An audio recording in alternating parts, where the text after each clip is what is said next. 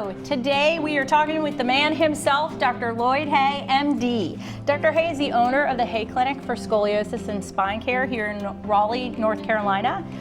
The clinic is his vision, and today we're going to learn a little bit more about him and how the Hey Clinic got started. Yeah, I was blessed with a great mom who was a nurse. I think that had some influence on me in the medical field. My dad was an aeronautical engineer and also a pilot and a flight instructor, and a real tinkerer. He loved to fix things, and he taught me how to fix things. At age 16, something really bad happened to me. I got hit by a car and had a very, very bad leg crush injury, and that really changed my life. I could have easily have died, and I could have easily had an amputation, but I met a great doctor in the ER, this Dr. Pittman right here, and this guy really changed my life. The first doctor who saw me thought I'd need an amputation, but he was willing to take on my tough case and gave me hope, and that made a big difference. So I ended up spending 3 months in the hospital. This is my leg here. You can see that 3 inches of my tibia was just lost into the street, and I had a huge wound on my leg.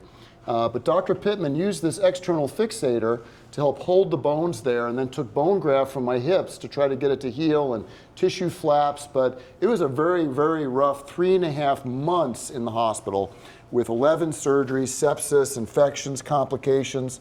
But through that bad thing, God really did a good thing, and it gave me a vision for potentially trying to be somebody like Dr. Pittman someday, a good Samaritan trying to help others. But it also gave me a vision for combining, kind of like my mom and dad, the medical with engineering. And I got this idea of being a tinkerer to help patients. And so that was the vision that got me started. And actually, even as a 16-year-old, I redesigned the frame for this, because the frame was 2 parallelograms, and they would shift and it would hurt my leg and it wouldn't heal right. And so I actually redesigned it on graph paper.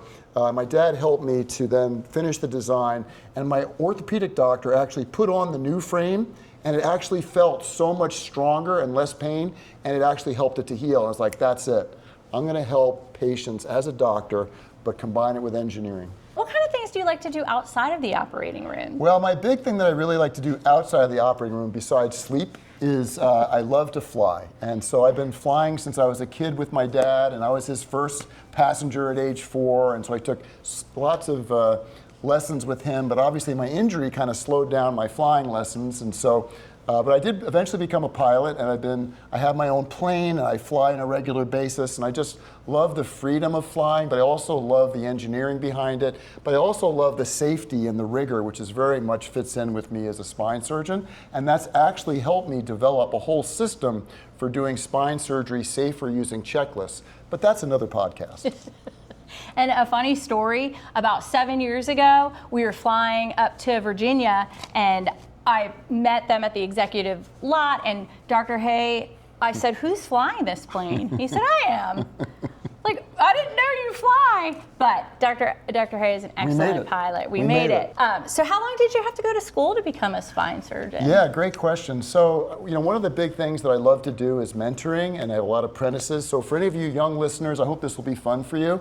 It seems like a long way, but it's worth it. It really is. So you start off finishing high school, 4 years of college, pre-med, and then usually it's 4 years of medical school, and then residency, which is typically around 5 years. And then I did a chief residency at Boston Children's and a fellowship at Boston Children's, and then an adult spine fellowship. So all told, it was about 15 years. What medical school did you go to? I went to Harvard Medical School after MIT undergrad, and then Harvard for my residency and for fellowship. What made you decide to start the Hey Clinic? Great question. So I was blessed to work at Big Duke for my first 10 years of practice, where I helped kids and adults with spinal deformity. But after being there for 10 years, I did a lot of innovation there, helped implement some new information systems and so on, and loved it. But I got the vision for trying to have my own living, learning lab to even improve quality and safety even more. This is before there were like EMRs, and I had built an initial information system and really wanted to implement better quality and safety in healthcare.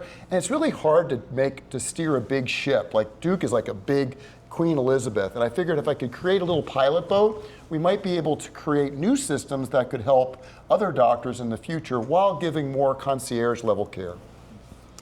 When did you decide to expand to offer conservative treatment options with the Hey Great question. Clinic? I've always done conservative treatment, even when faculty at Duke and the first 10, 15 years here at the Hey Clinic. But about 9 years ago, I had a real paradigm shift where I wasn't really satisfied with the Boston brace, which has been used since the 1970s. And so there was a big study that came out in 2014 that talked about how the randomized control trial said that bracing really works. But on the other hand, I can't get these kids to wear the darn brace, right? Yeah. So I did a lot of research to figure out if there are any more modern braces and came across the Rigo Chenot design, which actually uses 3D CAD/CAM imaging to get the perfect shape for the perfect brace. And so we did some research on that, and then I learned about the Schroth therapy that goes along with that, the exercises, and then actually went to Europe and learned about that and all the outcome data, which is much more prevalent in Europe than here in the US. And then I was like, I think this could improve care for our patients. So at the same time, Duke blessed us with this new office space, which was large enough for us to actually do that, to have Schroth therapy and then invite you as our first orthotist and buy you all the equipment that you needed to make the brace in-house. That was the vision, and do it all under one roof. That was the vision. And we've been doing that now for how long? For 8 years now here in this office. So I assume that the conservative treatment is going well. Going very well. We just submitted a paper for publication where we looked at our outcomes for the 8 years before we made the paradigm shift and the last 8 years. The results were absolutely astounding. The percent of patients needing surgery went down by 2/3. Which is amazing. And many of the kids that we could catch them early were finishing with curves under 30 degrees, which we call the green zone, which means it's very unlikely that they're ever going to have problems later in life. It's a game changer. Yes, definitely. So if someone's listening to or watching this podcast, how could they reach out and get an appointment with us or see if they're an appropriate patient? It's super easy. If they just go to the website, you can even just text us through the website and we can get the process going.